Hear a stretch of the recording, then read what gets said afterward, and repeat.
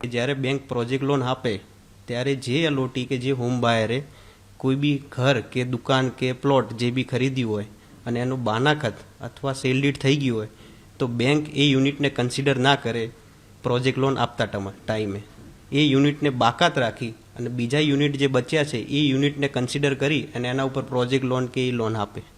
બીજો મુદ્દો એવો છે કે જ્યારે બી કોઈ પ્રમોટર કે બિલ્ડર કે જે લોન લે છે બેંકમાં ત્યારે એની બોજાની એન્ટ્રી પડે છે રેવન્યુ રેકોર્ડ્સમાં.